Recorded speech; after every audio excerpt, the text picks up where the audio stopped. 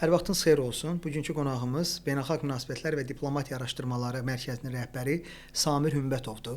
Xoş gəlmisiniz Samir bəy. Xoş gördük. Təşəkkür edirəm dəvətiniz üçün. Samir bəy yəni siyasətşünassız, belə deyək, elitist bir siyasətşünassız. Biz eyni məktəbdənik. Ona görə həqiqətən bu gün düşünürəm ki, çox maraqlı olacaq Samir bəylə söhbətimiz. Samir bəy, Venezuelada olanları bütün dünya gördü və bütün dünya beynəlxalq ictimaiyyət bu mənada bir növ üç cəbhəyə ayrıldı. Birinci cəbhə, sadə desək, el arasında belə bir söz var. Yaxşı eləmisən, amma düz eləməmisən. Birinci cəbhə deyək ki, bu daha çox qərb dünyasında yaxşı eləmisən, amma düz eləməmisən. Beynəlxalq hüquqa görə, müəyyən səbəblərə görə. İkinci cəbhə daha çox bu Şanqay və yaxud da ki, Afrika, Avrasiyaçılar, bu Çin, Rusiya, İran və s. nə yaxşı eləməmisən, nə də düz eləməmisən.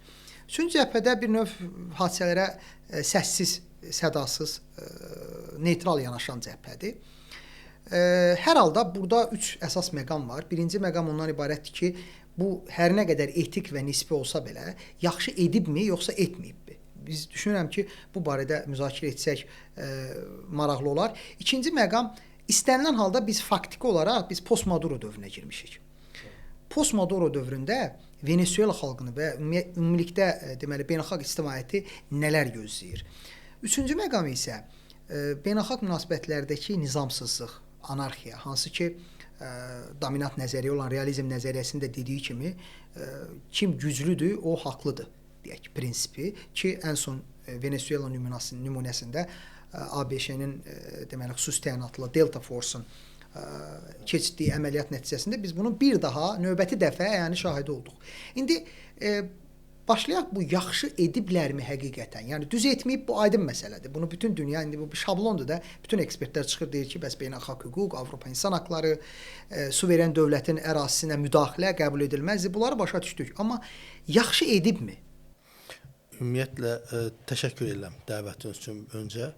Onu qeyd edeyim ki, beynəlxalq hüquqda bu qəbul edilməz bir haldır. Bir suveren dövlətin ərazisinə müdaxilə və onun başçısının deyək ki, götürülüb aparılması başqa bir dövlətdə məhkəmə qarşısına çıxarılması. Amma mən bunu biraz başqa cür qəbul edirəm. Yəni artıq bu cür hərəkətlər birbaşa beynəlxalq hüququn çökdüyünü göstərir. Yəni ümumiyyətlə beynəlxalq hüququn işləmədiyini göstərir. Əgər Amerika Birləşmiş Ştatları deyək ki, dünyada bu günlərin beynəlxalq hüququ qoruyacaq 5 dövlət var. ABŞ-dır, Rusiyadır, Fransa, İngiltərə və Çin. Yəni bunlar BMT Təhlükəsizlik Şurasının 5 daimi üzvüdür. Yəni bunlar normalda beynəlxalq hüquq qorumalıdır, dünya siyasətinin balansını qorumalıdır. Ki onlar özləri pozurlar. Təbii. Rusiya Ukraynanı işğal edirsə, Amerika Birləşmiş Ştatları girib Venezuela kimi bir dövlətin hansı ki 1 milyon kvadrat ərazisi var, böyük neft zənginidir və enerji. Səhvimsə 30 milyon əhalisi var.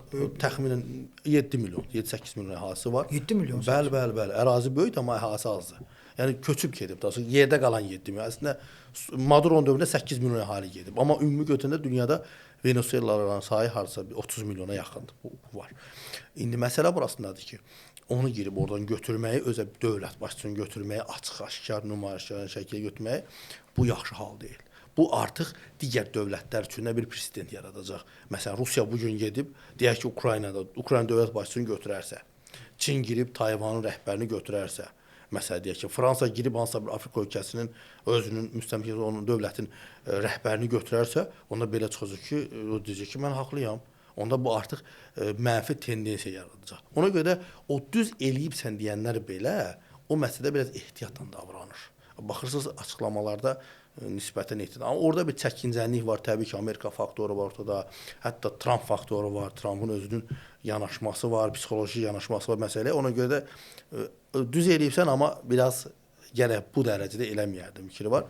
Mən düşünürəm ki, bu beynəlxalq hüquqa ziddir və biz məsələyə beynəlxalq hüquq aspektindən baxsaq, onu qəbul edilməz saya bilərik və düşünürəm ki, belə hallar heç də yaxşı hal deyil. Və bu gələcəkdə mənfi analoji nəticələrə gətirib çıxara bilər. Mən video gördüm, səhv eləmirəmsə, deməli New Yorkda küçədə belə ambulans idi, yoxsa ona bənzər bir deməli mikroavtobus kimi bir minik vasitəsi idi. Arxa qapılarını belə açıblar. Maduro'nun orada sanki o qənimətləri sərgiləyirsən, ya deyək ki, xüsusi antik əşyaları sərgiləyirsənmiş kimi küçədə onu insanlara nümayiş etdirərək keçir. Bu ümumiyyətlə siz ikrah edici bir Təbii. Yəni o Maduronun kim olmağından soymayaraq bu arada. Təbii, Yəni mən bu arada şəxsi qənaətim budur ki, istənilən halda post Maduro dövründə istənilən lider Madurodan daha yaxşı olar deyə qənaətindəyəm. Amma buna rəğmən heç kim o münasibətə layiq deyil. Dövlət başçısını qoyduq bir qırağa, ki Maduronu qoyduq bir qırağa. O dövlət başçısı statusu var. Bəli, statusu. O statusun aradan çıxmasına gətirib çıxardır. Bu çox ciddi məsələdir. Bunu yəni o Venezuela xalqının sındırılmasıdır. Bəli. O Venezuela dövlətinin Milli qürurun bəli. şəxsiyyətinə toxunmaq, milli qürur məsələsi. Yəni Venezuela olmasın, qeyri başqa birisi olsun. Fərqi yoxdur. Yəni istənilən dövlətə. Bunu Şəxs önəmli deyil, status. Yəni orada bəli. millət önəmlidir. Bəli. Millət amili önəmli. Ona görə də bu məsələyə biraz fərqli yanaşmalıyıq. Biz indi orada onu nümayiş etdirmək o əslində nədir? Amerika dövləti öz gücünü göstərir. Yəni Trumpın açıqlamasından Kolumbiyanı, Meksikanı, Kubanı hədələnməsi onu göstərir ki, bunlar Monroe doktrinasına qayıdırlar. Bəli, 19-cu əsrə. Bəli, 19-cu əsrə. Yəni ki, Amerika qitəsi bunların nəzarətində olsun. Görünür ki, yeni dünya düzənini bu cür formalaşdırmaq istəyirlər. Amerika qitəsini tam nəzarət eləmək istəyəcək. Müəyyən mənada Avropanın da bir hissəsini əlində saxlamaq istəyəcək. Sonrakı ikinci mərhələdə Rusiya Avrasiyada özünü möhkəmləndirməyə çalışacaq. Çin isə uzaq şərqdə, Cənub-Şərqi Asiyada və digər ərazidə. Yəni artıq dünya düzənini hesab edirəm ki, bir qütbdən 3 qütbə keçir. 3 qütbə keçirmək istəyirlər. İstəyirlər. Bəli, məsələ də odur. Yəni burada artıq onu istəyirlər. İndi razılaşma. Mən əslində Alyaska görüşündən sonra ki, Trumpla Putin görüşdülər, ondan sonra hiss olunurdu ki, Trumpda bir Ukrayna məsələsindən bir dəyişiklik var. Baxın, Trump o görüşdən dərhal sonra, yəni 2-3 gün sonra Venezuela ilə bağlı açıqlama verdi. Hətta o Maduronu terrorçu elan elədi, narkotacir elan elədi və s. Və ardından Ukrayna məsələsində Amerika Birləşmiş Ştatlarının yumuşalma hissi göstərməyə başladı. Bu o deməkdir ki, dünya düzəni yeni mərhələyə keçir. Yeni mərhələdə artıq 3 qütb yaratmaq istəyirlər. Rusiya nəyin bahası olsun o qütbün biri olmaq istəyir. Orada ərazi məsələsi var, nüfuz bölgüsü var. Burada artıq bölgü necə gedəcək? 3 mərhələdən ibarət olacaq. Birinci mərhələ qlobal güclər, Rusiya, Çin, ABŞ böyük ehtimal ki, bunun üzərinə gedir. İkinci mərhələ regional güclər olacaqdır. Regional güc olaraq Hindistan, Türkiyə, Braziliya bu faktorda. Avropada isə Böyük Britaniya, Fransa, Almaniya bunları aparacaqlar. Afrikada isə deyək ki, başqa bir istiqamət. Yəni Misir və yaxud da ki, Cənubi Afrika ölkəsi və s. bunu eləyə bilərlər. Yəni o artıq bölüşdürmədən gedəcək və nəhayət 3-cü kateqoriya artıq kiçik dövlətlər artıq tabeliyə keçənlər. Yəni ki, böyük güclər 3 qütbdə olacaq, altda regional güclər olacaq, lap aşağıda isə kiçik dövlətlərin idarə etməsi olacaq. Türkiyəyə baxanda biz nəyə görəcəyik? Türkiyə Avrasiyada, xüsusilə Cənubi Qafqaz, Yaxın Şərqdə, Aralıq Dənizı ərazisində və Balkanların bir hissəsində Türkiyənin hegemoniyasını görə biləcəyik. Yəni bu proses artıq ona doğru gedir.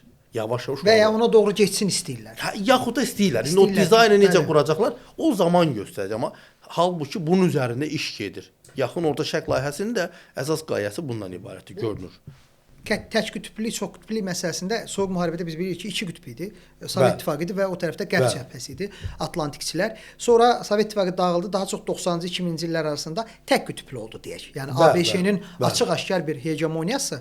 Sonra bəs xüsusən Qərb dünyasında müzakirələr getdi. Eyni zamanda Şərqdən müqavimət göstərildi ki, yox, tək qütblü qəbul edilməzsə, əslində akademik müstəvidə müzakirələr getdi ki, çox qütblülük güya daha yaxşıdır. İndi bu güyanı ona görə deyirəm ki, o da ola bilər, bu da ola bilər. İndi çox qütblülüyün də bu siz dediyiniz kimi 3 qütbdən ibarət olması, yəni Çin, Rusiya, ABŞ olması bu Avropanın da maraqlarına ziddir və başda Fransa olmaqla buna qarşı çıxırlar.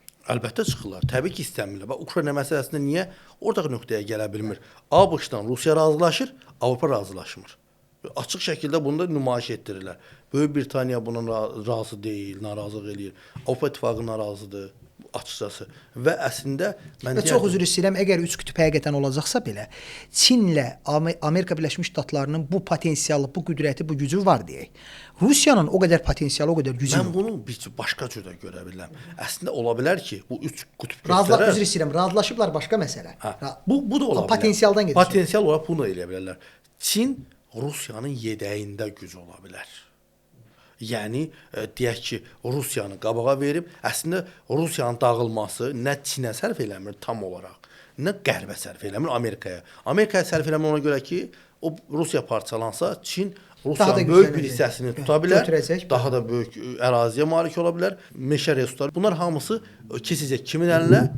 Deyək ki, Çinin əlinə, bu Amerikaya sərf eləmir. Amerika qazanmaq istədiyi yerə itirə bilər. Bu birinci məsələ. İkinci məsələ, Çinə niyə sərf edir? Çin fikirləşir ki, Rusiya vurularsa, sıradan çıxarılacaqsa, dağılacaqsa, növbə buna çata bilər. Bunu hesablayır. Ona görə də əslində ortaq qərar budur. Yəni Rusiyanı ortada saxlasınlar. Bufer zona kimi. Bu beynəlxalq siyasətdə, beynəlxalq təhlükəsizlikdə Rusiya, Çin və ABŞ arasında deyək ki, bir bufer zona, yəni aralıq bir ərazi kimi götürülə bilər. Gəldik bura Avropa İttifaqının yanaşmasına. Avropa İttifaqı açığı Amerika Birləşmiş Ştatları olmadan bir heç nədir. Açığı götürək. Çünki Amerika Birləşmiş Ştatları olmasaydı, 2-ci Dünya müharibəsindən çıxan Avropa bu cür inkişaf eləyə bilərdimi? Mümkün deyil də. Marshall doktrinasından tutmuş, yəni bütün əllərinə keçən bütün imkanları deyək ki, Avropa üçün Amerika Birləşmiş Ştatları tətbiq eləməyə başladı və nəticə də ortadadır. Truman doktrinası, həm Marshall planı, bunu hamısı əslində hazırlanmışdı. Səhv eləmirəmsə bir rəqəm oxumuşdum. 2-ci Dünya müharibəsindən qabaq Avropanın, deməli, Amerika Birləşmiş Ştatlarının ABŞ-yə o dövrdə milyard dollar, bugünün az qala trilyon idi bilirsiniz. 6 milyard dollar ABŞ-nin Avropa İttifaqına, Avropaya borcu var. Müharibə bitəndən sonra Avropanın Amerika Birləşmiş Ştatlarına 16 milyard dollar borcu var. Bəli, elə o yüzdən gələsiydim. Yəni 2-ci Dünya müharibəsi prosesləri tamam dəyişdirdi. Avropa düzüydü. 19-cu əsr, 20-ci əsr əvvəllərinə qədər bir hegemoniya idi. Amerika Birləşmiş Ştatları 18-ci əsrin sonunda ki, vətəndaş müharibəsindən çıxmışdı, yeni dövlət olaraq yəni bütün ştatları birləşdirdi, bir ştat, yəni bir Birləşmiş Ştatlar halına gəlmişdi. Amerika düz onun üstünlüyü oldu ki, o okean o tərəfində idi. Təhdid yox idi və daha rahat idi. Amma Avropa hər zaman müharibənin içərisində idi. İstər 1-ci, 2-ci Dünya müharibəsinə qədər, istər ondan əvvəlki dövrdə Napolyon imperiyası olsun, Böyük Britaniya imperiyası olsun, İspaniya olsun, içəri daxildə Avstriya Macaristan imperiyası, hamısında da mütəmadi olaraq bunlar qarşıdurmanın içərisində olublar. Hətta Osmanlıdan çəkiniblər, Osmanlının ciddi təhdidləri oldu və s. Bunların hamısını fikirləşəndə Avropa Amerikadan hər zaman asılı olubdur. Biz bunu qəbul etməliyik. İstəsək də, istəməsək də. Bu belədir. Xüsusən 2-ci Dünya müharibəsindən sonra bəli. Bəli. Və bu günlər Avropanın həm iqtisadi, həm də hərbi təhlükəsizliyi Amerika Birləşmiş Ştatlarından asılıdır. NATO olmasaydı, 49-da qurulmasaydı, Avropa İttifaqı bu dərəcədə inkişaf edib daha təhlükəli şəkildə yaşaya bilərdimi? Mümkün deyil. Bugün NATO-nun 32 üzvü var. Hərbi önəm vermədilər ona görə ki, onsuz Amerika bizi qoruyur, pulu yatırdılar sosial layihələrə. Məsələ də budur. Yəni açıqcası Amerika dedi ki, buyurun, əgər mən sizi qoruyuramsa, onda mənim nüfuzumu qəbul eləməz. Almaniyanın özündə 57 hərbi bazası var. Az qala hər şəhərdə bir hərbi bazası var. Bu nə deməkdir? Bu deməkdir ki, Amerika Birləşmiş Ştatları necə ki Avropa Amerikaya güvənib o bütün imkanlarını sosial sahəyə yönəldibdi və hərbi sahəni atıb Amerikanın üzərinə. Amerika deyir ki, buyurun onda o zaman siz qəbul eləyin ki, mən sizdən üstünəm və siz mən dediklərimi etməlisiniz. Üzr istəyirəm, burada istisna bir ölkə var, Polşa, yəqin ki, razılaşarsınız. Əgər bütün ölkələr Polşa kimi düşünsə Avropada çox fərqli olar hər şey. Yəni indi 2030-cu ilə qədər səhv eləmirəmsə 200 mindən 300 minə qaldırmağı düşünürlər ordunu. Bilirsiniz, ümumdaxili məhsuldan Avropada ən çox ayıranlar belə 2% ayırmırdı. Bunlar indi 5%-ə qədər qaldırıblar.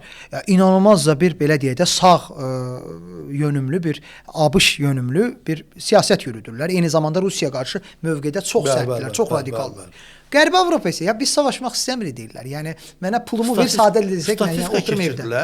Ən çox savaşmaq istəyən Avropada dövlət, yəni Avropa İttifaqı daxilində olan ən çox olanı elə Polşa idi. Bəli, Polşa. 41%. Fransanın özündə 16%. Və getdikcə güclənirlər. Avropanın rəqəm güclü olması. Bu nə deməkdir? Bu o deməkdir ki, Avropa döyüşmək istəmir. Açıq Avropada iki başqa problem də var. O da nədir? Artıq demoqrafik problem yaşanır. Əhali qocalır sürətlə. Doğum sayı azalır, evlənmək istəyənlərin sayı azdır. Bu da Avropanı boşaldır. Avropanın niyə bu gün Ukraynanın o 6 milyondan yuxarı əhalisi gedib Avropada və buraxmırlar? xüsusən də xanımların say artırmağa çalışırlar. artırmaq. Amma mümkün deyil. Yəni təbii ki, bu 700-800 milyonluq bir Avropa Ümumi üçün çərçivədə bəli, heç baxanda çox 1% deyiləmir, o qədər götürəndə.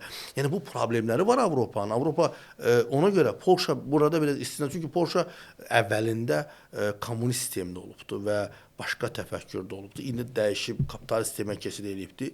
Polşa təbii ki, başa düşür ki, ən böyük təhdid Rusiyadandır və elə Polşa prezidenti var idi ki, əvvəl Lech Kaçinskinin bilirsiniz təyyarə qəzasında öldürülməsi bu heç kəs üçün sir deyil. Yəni bu hansı istiqamətdən olubdu və Polşa bunu unutmur. Ona görə də Polşa məcburdur, çünki sərhəddədir.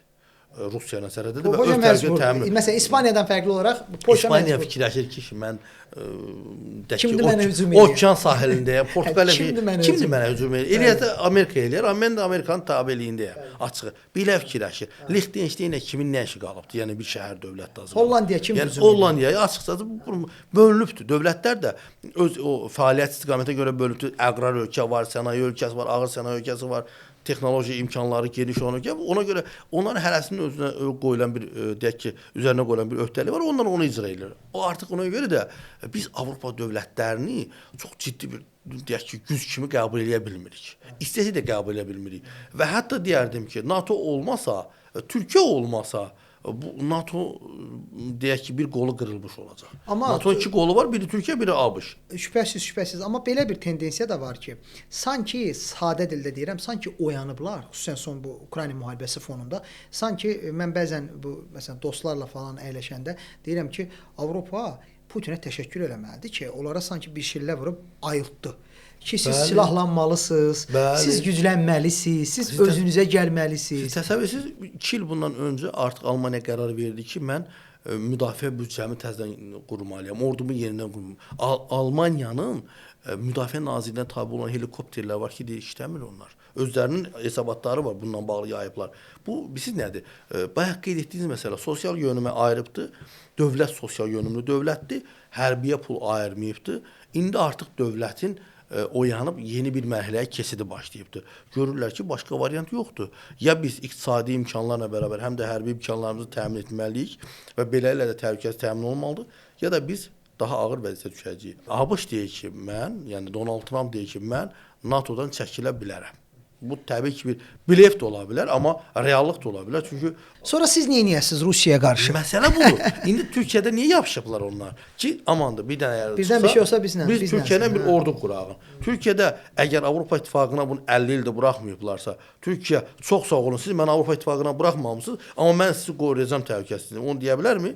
Əlbəttə deməyəcək. Türkiyə əslində bu regionda bir gücə çevrilibdir. Baxın, Azərbaycan, Türkiyə amili, indi artıq Türk dünyası Turan anlayışı ortaya gəlir və Türk dövlət təşkilatının yaranması bu əslində bir gücə çevrilibdir. Bu regional bir gücə çevrilibdir və Türk dövlətlərinin əlində olan o imkanlar, o potensiallar bizə gələcəkdə imkan verəcək ki, enerji məsələsində, nəqliyyat, kommunikasiya məsələsində, ordu məsələsində, əskəri güc baxımından, hətta iqtisadi və siyasi baxımdan yeni Avropa İttifaqı modelinə oxşar, amma fərqli formada, çünki bizdə axırda köklər də bir gəlir. Avropa İttifaqında belədir ki, bəzi köklər var ki, onlar məsəl üçün deyək ki, Anglo-Saksın başqa bir qoluna aiddir, deyək ki, bölünür. Ona görə də onlarda biraz da fərqli var, amma bizdə tam olaraq hamısı bir kökdən gəlir, türklərin kökündən gəlir. Avropa İttifaqının xüsusən son 30-40 ildə belə deyək, o Sovet İttifaqı dağılandan sonra bilirsiniz, bu Fukuyamanın məşhur tezisi ki, bu tarixin sonudur, bəs fikirlərin zəfəridir.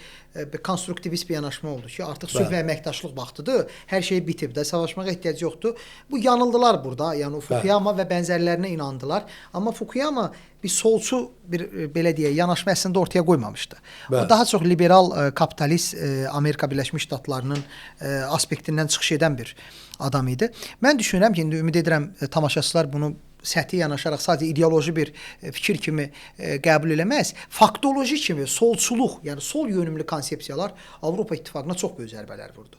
Bu gün indi ifrat çağın orada, məsələn bilirsiniz bu AFD var Almaniyada məsələn 1%-dən 10%-ə qalxıb onun səsi. Bəli. İnanılmaz bir şəkildə sosial demokratlar, solçular məğlub olur və sağ və ifrat sağ getdikcə yüksəlir Avropada. Bu sanki tərs şeydir. Əlbəttə.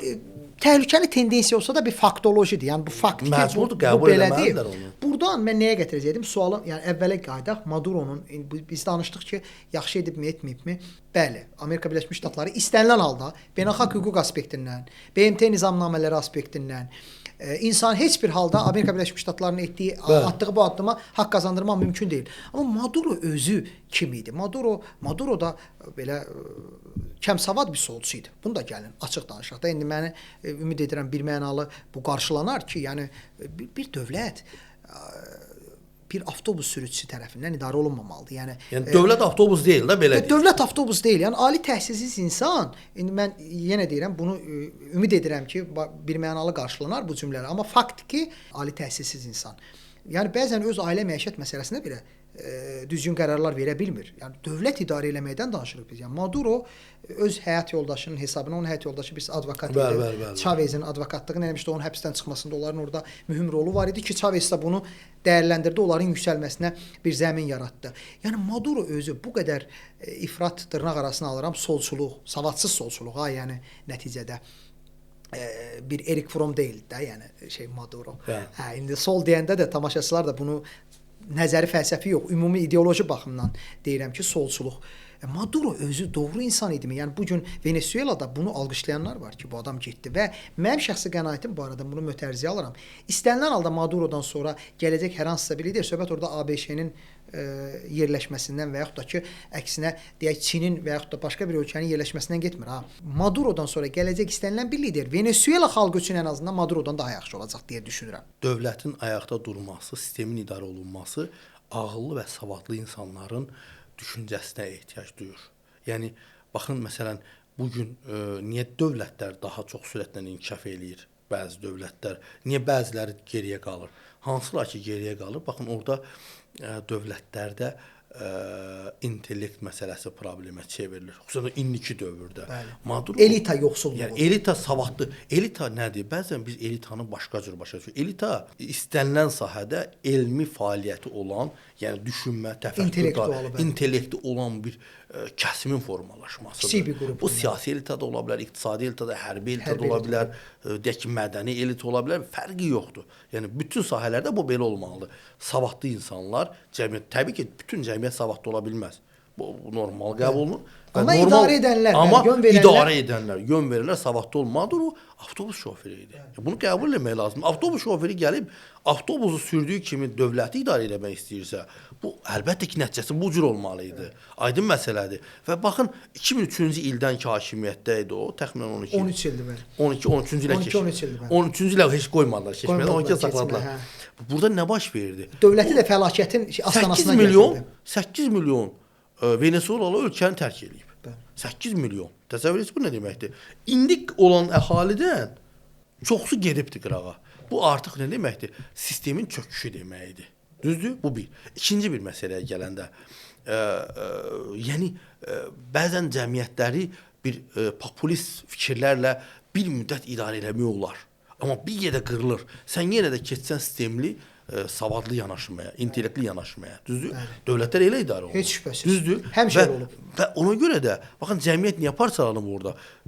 Venezuelanın özü dünyanın ən birinci neft ixracatına malik ölkəsidir. 303 milyard varildən çox, yəni bareldən çox neftə malikdir. Düzdür? 5.6, 6.3 milyard trilyon kubmetrə qədər qaz ehtiyatı var. Bunun kobaltı var, nə bilim meşəsi var, bioksidi var və s. müxtəlif mineral resursları var. Düzdür? Bununla belə ölkədə əmək haqqı nə qədər idi? 5-7 dollar. Ən yuxarısı 22 dollar idi. Hələ özlərinin paylaşdığı. Yəni 22 dollar və təsəvvür ki, Venezuelanın öz pulu, yəni ki, o əlində olan o pulu, o qədər aşağı qiymətə idi ki, yəni düşmüşdük aşağı. Bir zəmbil pulla şokolad almağa gedir. Hə, yəni bu cür vəziyyətdə bütün dəyəri itirmişdi və o imkanları səfərbər eləyə bilmirdi. Hiperinflyasiya deyirlər də, o hiperinflyasiya. Enflyasiyanın ən pik. Enflyasiyanın yəni təsəvvür ki, o qədər bir gərgin durum yaratmışdı ki, orada neft sata bilmir, qaz əlində var. Biri var olmaya sata bilmirsən. Bir də olur sata bilmirsən. Və Maduro bunu yaratmışdı. Əhalinin üstlərinə baskı eləmək.